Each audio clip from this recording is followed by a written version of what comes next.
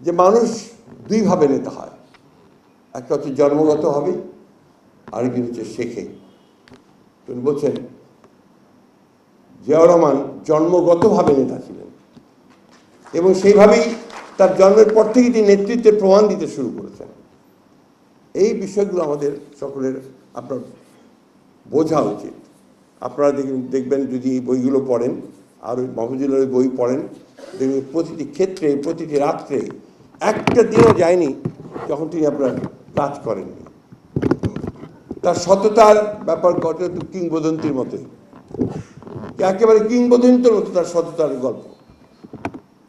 এত কাছের লোককেও তিনি আপনার কাছে ভেটে দিতেন না, কারণ তিনি মনে করতেন যে সে স্বজন প্রীতি দেখা দেবে, এবং আপনার দুর্নীতির গন্ধ যেখানে পেতেন সেখানে তিনি সাথে সাথে আক্রমণ করতেন।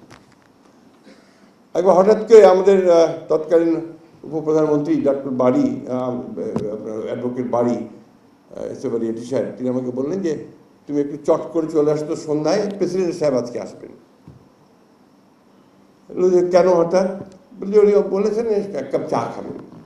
তা আমি গেলাম সন্ধ্যায়, আমার বাসায় গিয়ে সব রেডি টেডি করা হয়েছে। তো প্রেসিডেন্ট ঠিক সন্ধ্যার পর মাগরিবের নামাজের পরে চলে আসলেন, সঙ্গে আমাদের নেত্রী বেগম খালেদা জিয়া। তিনি এসে কোনো কথা বলে সোজা টকটক করে উপরে উঠে গেলেন।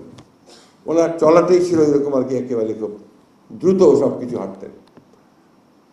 চলে গেলেন তো নিচে আপনার অফিস রুমে ওনার এডিসি বসলেন আর আমি বসলাম। আমি তো এই হঠাৎ করে প্রেসিডেন্ট সাহেব এটা কী শুরু করছেন, তুমি কি আপনি বুঝলেন না? উনি বাড়িতে গিয়ে দেখবেন যে তার মন্ত্রীদের জীবনযাত্রার মান কীরকম, অর্থাৎ কে কত টাকা চুরি করেছে না করেছে সেগুলো বোঝা যাবে, আর সেই সময় কারা সব জীবনযাপন করছে সেটাও বোঝা যাবে।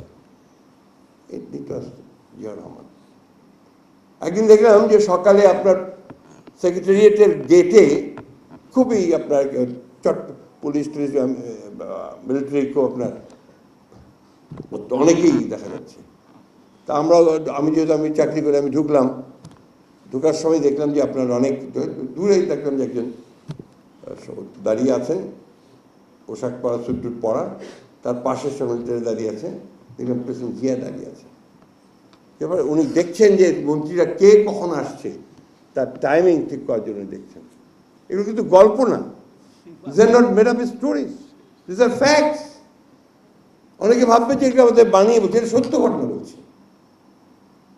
তো এই যে মানুষটা যে তার সমস্ত জীবনটা তার চিন্তা মেধা প্রজ্ঞা দিয়ে এই দেশটাকে তৈরি করতে চেয়েছে, তাকে সেই তারাই, যারা বাংলাদেশ চায়নি, যারা বাংলাদেশকে ধ্বংস করতে চেয়েছে, তারাই সেদিন হত্যা করেছে।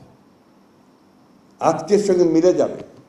আজকে আবার যখন আমাদের হাদির মতো ছেলেরা, আমাদের মুগ্ধের মতো ছেলেরা, যেমন প্রাণ দিয়ে জীবন দিয়ে সাইদের মতো ছেলেরা নতুন একটা সুযোগ সম্ভাবনা সৃষ্টি করেছে, তারা আবার সেই শত্রুরা আজকে সেটাকে ধ্বংস করে দেওয়ার জন্য বিভিন্ন রকম অপকর্মে লিপ্ত হয়ে গেছে।